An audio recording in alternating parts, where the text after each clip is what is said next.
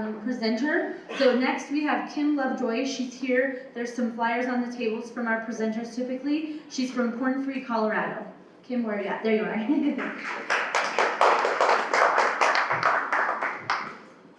you. I was so excited I didn't have to hold a mic, but now I need extra arms.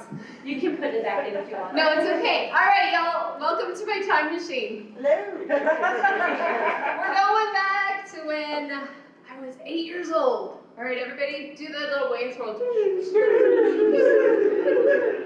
Okay, so we're out exploring. We're riding dirt bikes, motocross, motorsports. We're building stuff. We're breaking things. We're exploring forests, construction sites, finding things adults left behind, like cigarettes, alcohol, pornography.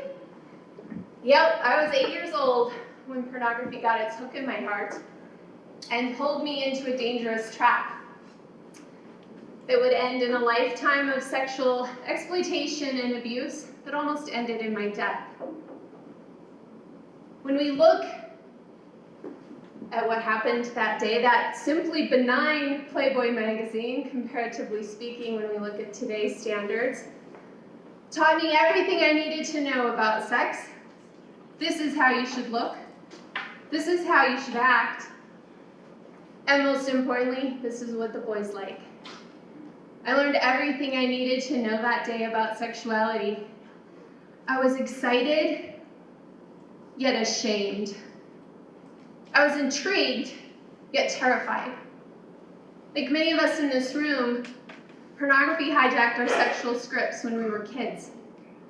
And many of us are watching it happen to our children before us today. So Simon Sinek, in his amazing book, Start With Why, says, people don't care what you do. They care why you do it. So my own story, going back in time, I wanted to stand in the gap for all the little 8-year-old kiddos, just like me, who didn't have a safe mom and a safe dad who they could talk to about healthy sexuality, body autonomy, things that really matter. And I said, I will be the one to take the bullet. I will stand in the gap because I care so much about this that I see that the average age of exposure today to pornography is 9 years old. And it's not Playboy. We'll talk more about that later. But all that to say, my heart as a child translated into my heart as an adult who has a calling to love the unlovable. So I see the brokenness and a hurting humanity all around us. I see the trends that are happening during COVID on the predator side and on the victim side. Most of us would say, pornography, is it really a big deal? Isn't it like harmless entertainment? We can talk more about that later, but most people would have a very hard time defining what is mutually consenting adults with agreed upon sex acts versus what is out there today that anybody can upload on any smartphone. And I started to see trends where coerced consent, it's a very different type of consent, and I started to see child sexual abuse, and I started to see human trafficking on every mainstream porn platform. And I said, why are we allowing this? What can we do? How can I stand in the gap? And so going back to Simon Sinek, as a professional with nonprofits in the DoD, I had men coming to me regularly, calling me the porn lady, because nobody had ever talked to them about this stuff. They were scared because they didn't know how to protect their kids from what had happened to them. They were ashamed because of things that they had done to destroy their careers, their families.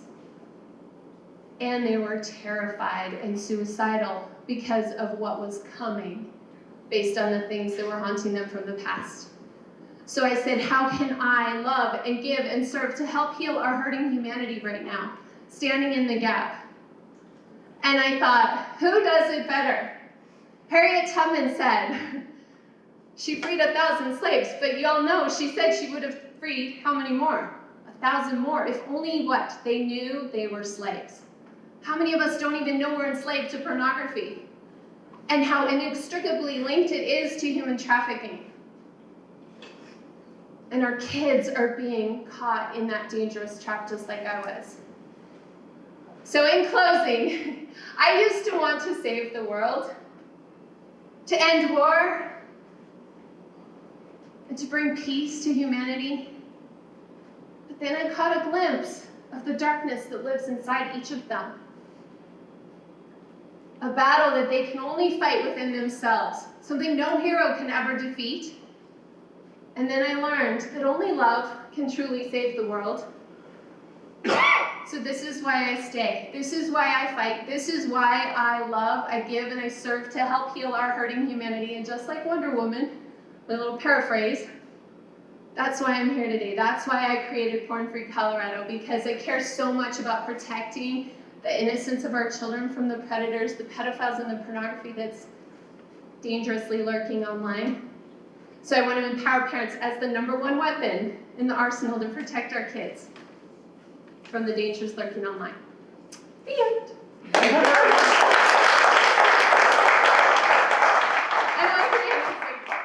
Ever so subtle. I am not good with watching you. I'm sorry. I'm sorry, that was probably I get my message across one way or another. 4 to 5 minutes. I'm sorry. I think that the volume's pretty good for all of our media, so I don't need the microphone. But first of all, I think I speak on behalf of everyone. Thank you for sharing your story.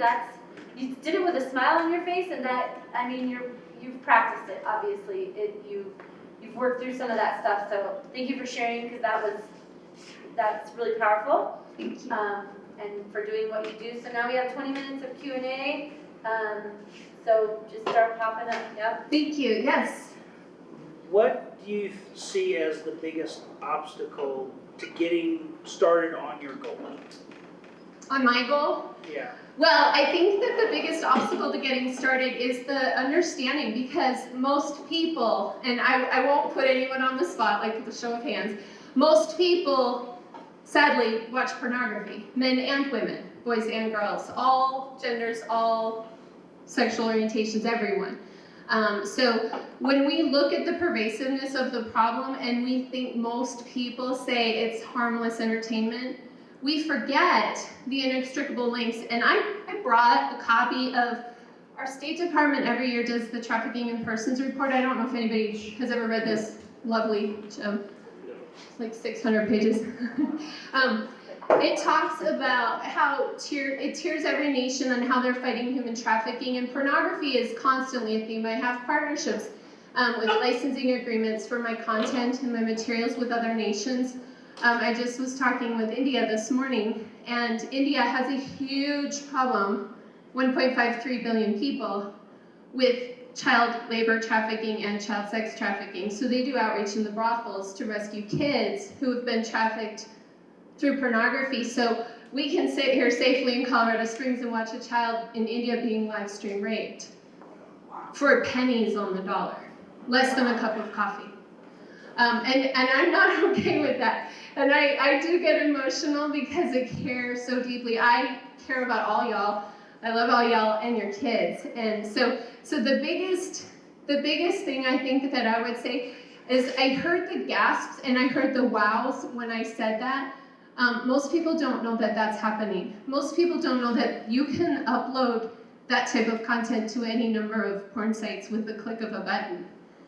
And it's happening right now. There's a petition called Trafficking Hub right now that's trying to shut down Pornhub because of all the trafficking and all the rape. They just did a contest, an art contest last month during July 30th was International Human Trafficking Awareness Day, and they did an art contest. The winner of the art contest depicted a 14-year-old on a Pornhub page. All the comments that were shared, I don't care if she's 13, this is hot. I won't say, there's very vulgar comments about this child being raped on a mainstream porn platform that is the 4th largest website in the world, not porn site website. So we have to think about the $billion business model. And I'm speaking to entrepreneurs. They have a brilliant business model, and MindGeek that created Pornhub and 7 of the largest tube sites in the world. is well funded. They're a tech company. They know how to analyze data. They know how to watch what you're watching and say, oh, they don't like redheads in Colorado. Let's start showing them more ethnic girls. This is what they do. Yes. What does Porn-Free Colorado do? Yes, thank you. Robert told me that's when somebody asks you that, you've done your job. Prevention, intervention, and redemption. So our focus is on primary prevention, is really empowering parents to help keep their kids safe online, especially during COVID. In March of 2020, internet crimes against children skyrocketed. There were 6 million in 1 month in the US alone. 1 month. Last year, there were 69 million child sexual abuse images on 12 websites. 12 websites, and these are not like dark web websites. These are sites we all use every day. In 1988, for context, there were 2,000. So what do we do? So we want to help empower parents. I do speaking engagements, I do coaching, I do training. I actually just launched a, I call it your $1 million product launch, so that we can take people who had to pivot because of COVID, like Dave was talking, and help people think outside of the box of how can I rebrand my content, my expertise. So say maybe my business is in danger and I've got to rebrand and look at different ways of generating revenue. And so I help coach people on how to take their creative brilliance and rebrand it and package it in ways that can generate extra revenue. I've like 20 different methods of generating revenue within my business model. And so I help people. I love serve, give, that's my thing. And so I'm not trying to be rich off of this. I'm trying to empower other people. That whole don't give a man a fish, teach him how to fish. That's why I'm working with other nations. Like I'm working with a lot of African nations, European nations, India, the Philippines, places where I know child sexual abuse is skyrocketing, to try to empower them. It's not limited to Colorado, but primary prevention, helping parents in Colorado under the age of 12. Because when kids see porn, once they've seen it, here's what we know about our brains. Traumatic events, specifically child sexual trauma, and watching your first sex act with no context, watching a person being strangled, watching forced anal rape, watching gang rape, watching racist, very degrading, dehumanizing content. Kids don't have a frame of reference of what to do with that, and most parents aren't talking to their kids about sex until they're in their teens. And so, like me, you go internal, and you're like, I don't know what to do with this, but I'm kind of excited by it, so I'm gonna watch more. And it is like one of the most addictive things. If you look at brain scans between heroin addicts and porn addicts, you can't tell the difference. So it's literally kids' cognitive function is being diminished. We're seeing instances of child sexual abuse skyrocketing child on child because they're reenacting what they see in pornography. It used to be when I was growing up, you survived incest. That's why you were acting out on other kids. But now, nearly 100% of the time, well, I saw it on porn, so I thought, I've heard a boy say, like, all girls cry when you have sex with them. That's why he raped his 11-year-old classmate. So again, I appreciate, I'm not trying to be insulting, but I appreciate the wows and the gasps, because this tells me we have a lot of work to do. And I appreciate the question, because the opportunity, it energizes me, it excites me. I am clearly not uncomfortable talking about sex. I love sex, I think it is amazing. I'm not the anti-sex person.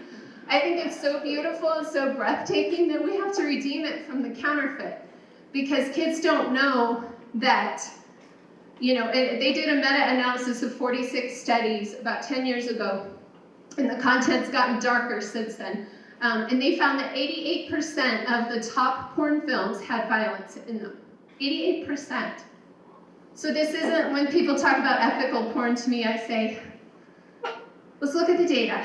I always love to look at the data.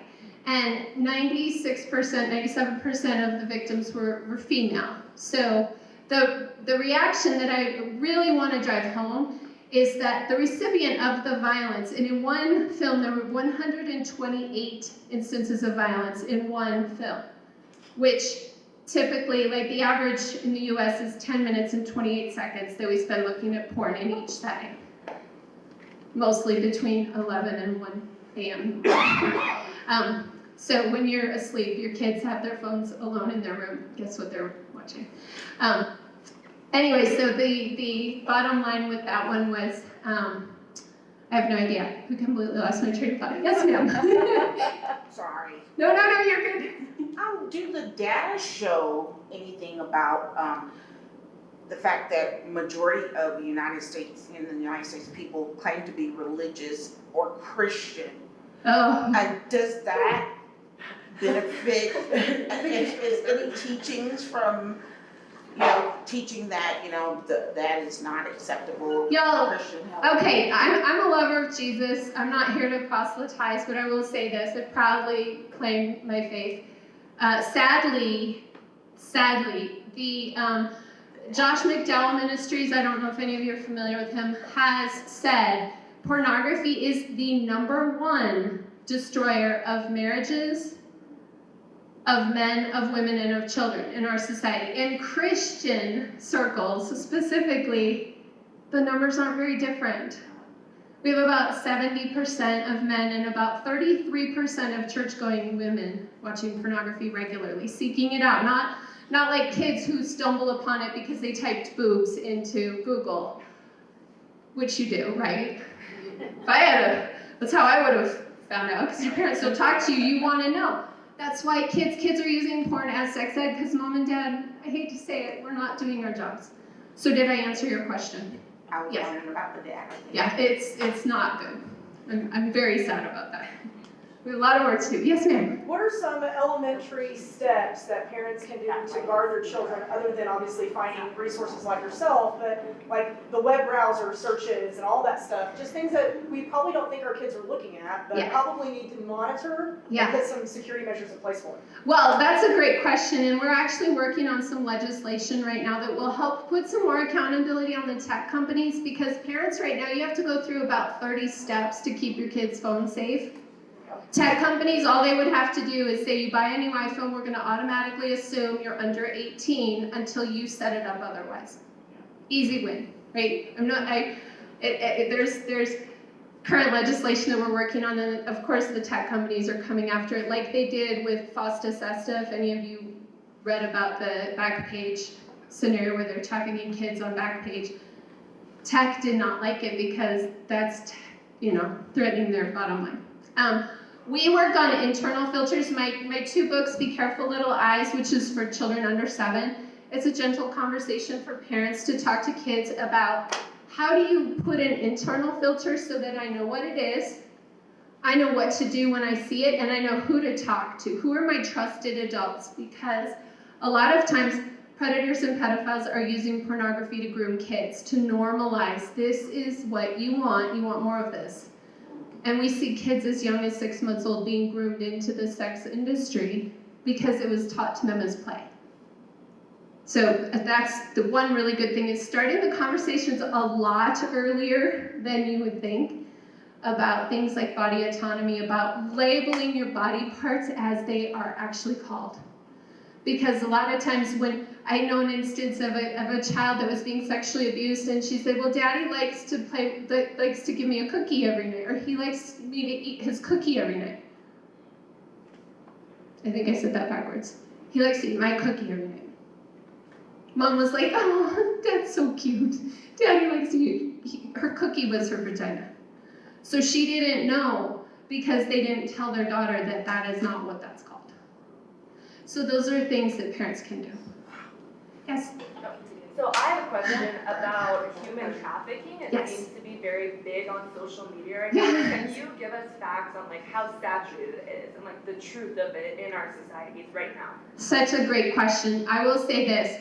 I will not confirm nor deny any conspiracy theories. That's not. I will tell you, human trafficking is real, and if you want to read the State Department report, I'll tell you this, bar none, the U.S. is the #1 consumer and producer of pornography, by far. I think the next closest country is the UK, and we're 4 times more than there, and of child sex trafficking. So we have a problem, and it's really out of control. So Absolutely, prevalence is off the charts. Here in Colorado, we have an amazing, Southern Colorado has a human trafficking task force that actually meets the second Tuesday of every month. Fabulous. I work on their prevention task force. We do speaking engagements, we do training engagements to help educators, to help law enforcement, because there's just a lack of understanding. And a lot of times when you hear a conspiracy, you just say like, oh, that can't be real, and you shut out the reality that this is actually happening in Colorado Springs. I think at last count we have 33 illicit massage parlors in Colorado Springs. Polaris Project does a really great report called The Typology of Modern Day Slavery, and 6 of the most common places for human trafficking are in the sex industry. So pornography, live streaming sex acts, the cam girls, if you will, escorting, strip clubs. It's great reading. And all of this information, I know I covered a lot, but we have a lot on our website. I'm happy to talk. I left some information on the tables about, I'm giving away copies of my books because they're so important.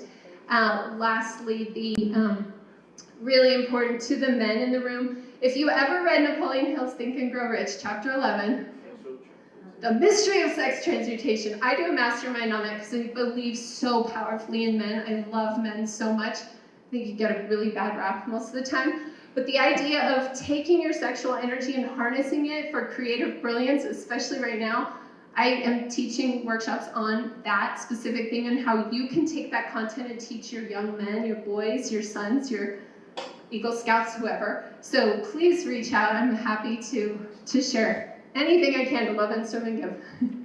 So I think our final question is going to have a really long answer. So I didn't have time to give that one last morning, but you'll be here afterwards Yes. to answer Yes. more questions and certainly comment online for whatever. So who would like the honor of asking our super special question? Go ahead. What can we as the Colorado Springs community do to help you? Oh, thank you, y'all. This has been so great. Just to be here, just to have the support right now. I think the most important thing is to have the conversations. If our number one job is equipping parents, so if there's anything I can do to equip you to feel confident, to have the conversations with your kids, and if you don't have kids, if you know kids, if you care about kids not being hurt. So I think that's everybody in this room. So I think that the most important thing is to say like, hey, I heard this really cool talk about pornography. And start the conversation, because it's not something that people are very comfortable talking about. 9 times out of 10, it's because of the shame that we are secretly watching, and maybe not so secretly. And so I think getting the conversations, changing it from, look at the Trafficking Hub website, look at those images of victims of human trafficking, children who are being sold, and people are like, no problem, like I'm getting aroused by this. What if that was your 13-year-old daughter? Your 13-year-old son? Boys get sexually abused just as much. I do not want to minimize that. So, thank you. Thank you all.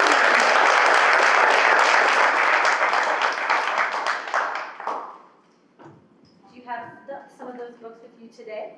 How do people get I them? sadly did not bring, I brought a sample that you can see, because I know if you're like me, you want to try before you buy. But you can look at my sample copy. I also have my Hell Hath No Fury Like a Person porn water bottles, because there's so much revenge porn going on right now. Non-consensual sharing of sexual images. So please come and talk to me at the back, and I'll share more. But if you want to just get the books, just go take one of the flyers, and I'll mail you one for free. Just pay the shipping and handling. Thank you. I was going to say, I'm sure we can make donations. Is this a nonprofit organization? No, ma'am. We are not nonprofit. I love nonprofits. I worked for nonprofits for years, but I do not like begging people for money. Right? But yeah, if you do want to pay for the book, we can do that, right? Excellent. Thank you so much. Thank you.